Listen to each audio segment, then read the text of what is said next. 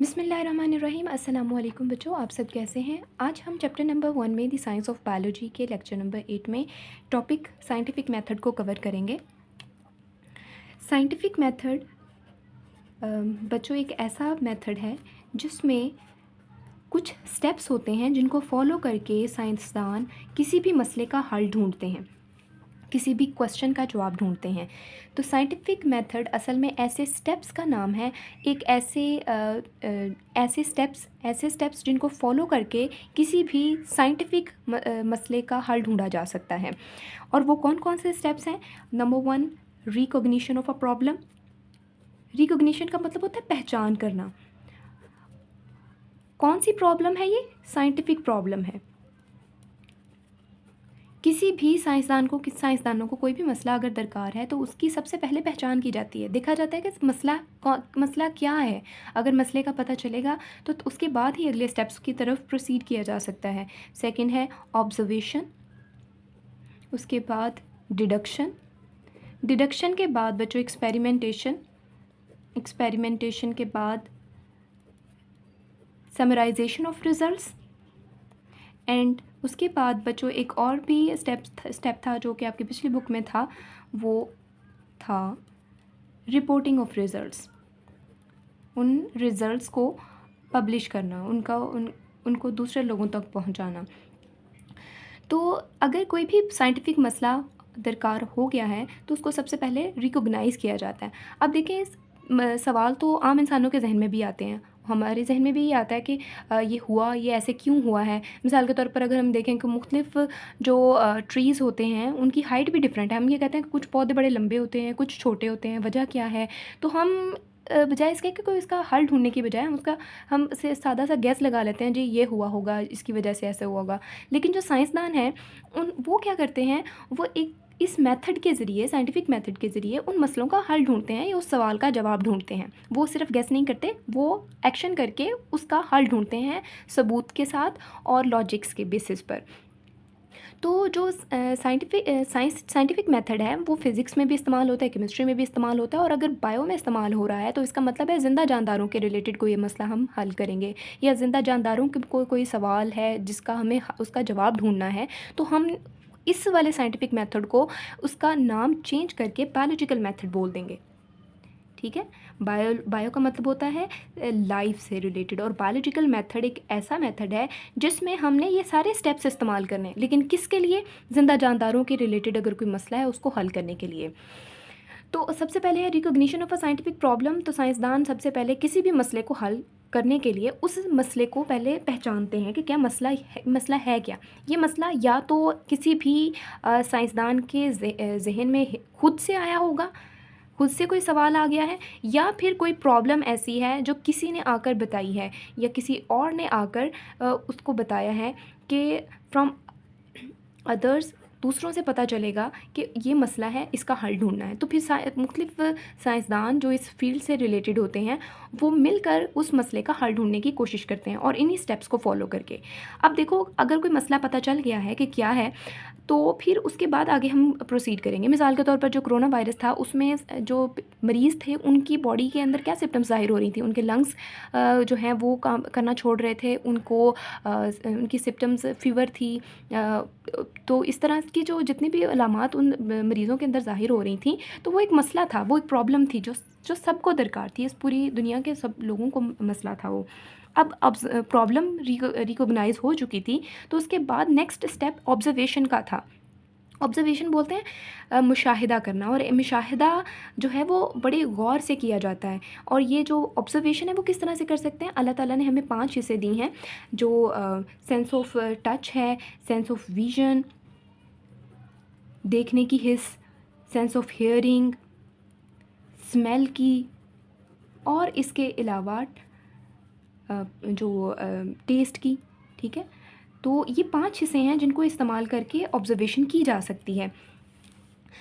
Observation बच्चों 2 तरह की है, एक होती है क्वालिटेटिव ऑब्जर्वेशन। ठीक है, यहाँ पर एक होती है क्वालिटेटिव ऑब्जर्वेशन, और दूसरी है क्वांटिटेटिव ऑब्जर्वेशन।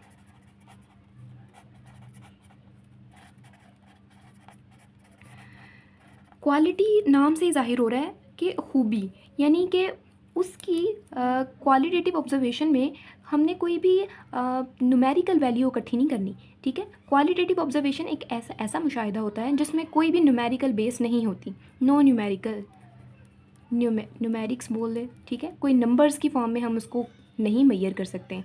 और ये जो हैं वो वेरिएबल होती हैं, ये चेंज भी होती रहती हैं, ठीक है। और इसके अलावा ये लेस एक्यूरेट होती हैं, यानी इनके ऊपर हम ज़्यादा भरोसा नहीं कर सकते। ये होती तो ऑब्जर्वेशन ही है, लेकिन हम इनको मेजर करके हम कोई ख़ास सबूत नहीं दे सकते, इनको हम बता नहीं सकते सही तरीके से, हम एक्यूरेट इनके ऊपर काबिल एतमाद नहीं कर सकते। लेकिन जो इसके मुकाबले में क्वांटिटेटिव ऑब्जर्वेशन होती हैं, वो ऐसी ऑब्जर्वेशंस हैं जिनको हम नंबर्स की बेस पर मेजर कर सकते हैं, ठीक है। और ये इनवेरिएबल होती हैं, ये चेंज नहीं होती, जो हैं सो हैं। इसकी मिसाल फिर मैं आपको देती हूँ। और ये मोर एक्यूरेट होते हैं, ये वाली ऑब्जर्वेशन ज़्यादा एक्यूरेट है। मिसाल के तौर पर हम अगर क्वालिटेटिव ऑब्जर्वेशन की बात करें तो हम इसमें सिर्फ सरसरी सी बात करते हैं। हम कहते हैं जी कि 1 लीटर वाटर है, ये आपकी बुक जो पुरानी बुक थी उसमें एग्जांपल थी कि 1 लीटर वाटर है और 1 लीटर ही अल्कोहल है। तो इन दोनों में से अगर देखा जाए तो वाटर जो है वो हैवियर है अल्कोहल से, ठीक है। ये कहना है क्वालिटेटिव ऑब्जर्वेशन का। इसमें सिर्फ हैवी चीज़ बताई गई है कि वाटर जी हैवी है अल्कोहल से, लेकिन जो क्वांटिटेटिव ऑब्जर्वेशन है वो ये बताती है कि कितना हैवी है। वो ये मिसाल के तौर पर 1 लीटर ऑफ वाटर है, ठीक है, इसका भी यही कहना है कि 1 लीटर वाटर और 1 लीटर अल्कोहल है। तो कहते हैं कि जो 1 लीटर वाटर है उसमें 1000 ग्राम्स हैं, ठीक है, और जो 1 लीटर अल्कोहल है उसमें 789 ग्राम्स इसका वेट है, ठीक है। तो टोटल अगर देखा जाए तो किसका वेट ज़्यादा हुआ, तो वाटर का वेट ज़्यादा हुआ। ये है एक अच्छे तरीके से न्यूमेरिक की फॉर्म में किसी को ये बताना कि कितना भारी है, कितना वज़नी है। तो क्वांटिटेटिव ऑब्जर्वेशन के ऊपर ज़्यादा हम एतबार कर सकते हैं, ये ज़्यादा रिलायबल होती हैं बनिस्बत क्वालिटेटिव ऑब्जर्वेशन के। तो बच्चों बाकी जितनी भी आगे स्टेप्स हैं वो हम नेक्स्ट लेक्चर में कवर करेंगे। आज के लिए हम इसको बुक से रीड आउट कर लेते हैं ताकि आपको आसानी हो सके।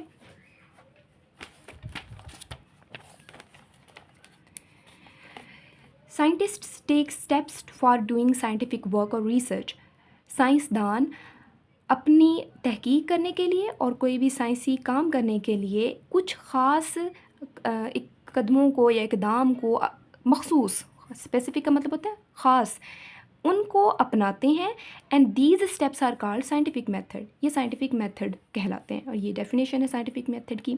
फॉर बायोलॉजिकल रिसर्च, अगर हम बायोलॉजी के अंदर कोई भी तहकीक कर रहे हैं तो ये these steps are called biological method, तो ये स्टेप्स अब बायोलॉजिकल मेथड कहलाएंगे। इन स्टेप्स की को नीचे बताया गया है। सबसे पहला स्टेप है recognition of a problem. The first step involves identifying and defining a scientific problem, specific issue और फिनोमिनन। तो कहते कि जो रिकॉग्निशन है, पहचान है किसी भी प्रॉब्लम की, तो ये पहला स्टेप है।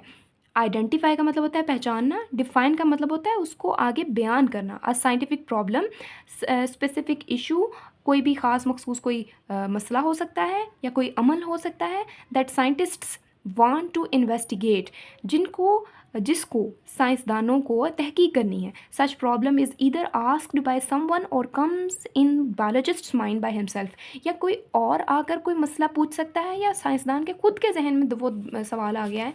तो ये भी एक प्रॉब्लम है जिसको अब इसको सॉल्व करना, सब साइंसदान इसके लिए जुड़ जाएंगे।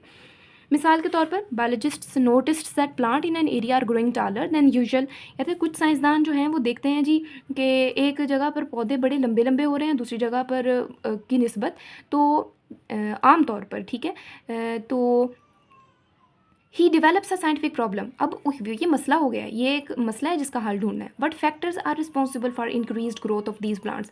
अब वो क्या करेंगे, अब वो आगे ऑब्जर्वेशन करेंगे कि क्या वजह है, कौन से पहलू हैं जो कि ज़िम्मेदार हैं उन पौधों की ग्रोथ के लिए जो जिनकी वजह से वो इतने ज़्यादा टाल हैं। This problem becomes the starting point for a scientific inquiry. Inquiry का मतलब होता है सवाल, क्वेश्चन। किसी भी साइंटिफिक क्वेश्चन की सवाल का सबसे पहला जो उसका हल करने का पहला स्टेप है वो ये यहाँ से शुरू होता है। कहते हैं ये स्टार्टिंग पॉइंट है, ये आगाज़ है किसी भी प्रॉब्लम को हल करने का। उसके बाद है observation. Scientists make observations about the problem. They कहते हैं कि साइंसदान जो हैं वो किसी भी मसले को जब उनको पता चल जाता है ये मसला है तो उसके लिए मुशाहिदे करते हैं। They use 5 senses for making observation. 5 हिस्सों को इस्तेमाल करते हैं। They also read and study the previous researches on the same or related problems. अब वो क्या करते हैं कि वो देखते हैं कि ये मसला पहली दफ़ा पेश आया है या पहले भी पेश आ चुका है। अगर पहले पेश आ चुका है तो अगर पहले के जैसा कोई इस तरह का मसला भी था तो उसके मुतल्लिक जितनी भी तहकीकात हुई हैं, रिसर्चेस हुई हैं, वो अपने रिसर्च पेपर को पढ़ते हैं, पिछले को उनको रिलेट करते हैं और उनके उससे मिलता जुलता हल ढूंढने की कोशिश करते हैं। ऑब्जर्वेशंस में भी क्वालिटेटिव एंड क्वांटिटेटिव। कहते हैं ऑब्जर्वेशन जो हैं वो 2 तरह की हैं, क्वालिटेटिव भी हो सकती हैं और क्वांटिटेटिव भी हो सकती हैं। नाम से ज़ाहिर हो रहा है, क्वालिटी में सिर्फ हम उसकी ऊपर से सतही बात करेंगे, लेकिन जो क्वांटिटेटिव है उसमें हम एक मिकदारी बात करेंगे कि वो बताएंगे कि सबूत के साथ बताएंगे कि इतनी। Qualitative observation involves observation that can not be मेयर्ड with numbers. कहते हैं इनको हम मैयर नहीं कर सकते। फॉर एग्जांपल द कलर को हम क्या मैयर करेंगे? टेक्सचर ऑफ अ फ्लावर, हम टेक्सचर फ्लावर को हम बता ही सकते हैं कि ये किस तरह का है पौधा, फ्लावर जो है वो फूल किस तरह का है, देखने में इनकी पत्तियाँ कैसी हैं और इसकी सरफेस स्मूथ है या इरेगुलर है, इसकी सरफेस कैसी है।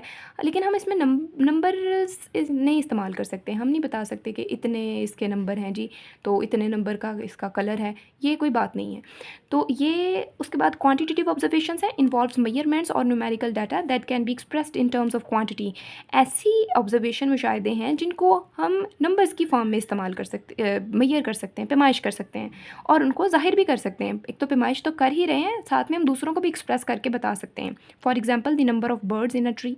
हम ये देख सकते हैं कि एक दरख्त के अंदर कितने सारे जो परिंदे हैं वो रह रहे हैं। Quantitative observations are more accurate, ये ज़्यादा अच्छी और काबिल एतबार होती हैं than qualitative observation, because quantitative observations are invariable, क्योंकि ये ऊपर नीचे होता रहता है। अगर हम बता दें कि फ़र्ज़ करें हम बताएं कि जी फ्लावर का कलर जी रेड है, तो हो सकता है कि कोई रेड के शेड में डिफरेंस हो, डार्क रेड हो, लाइट रेड हो।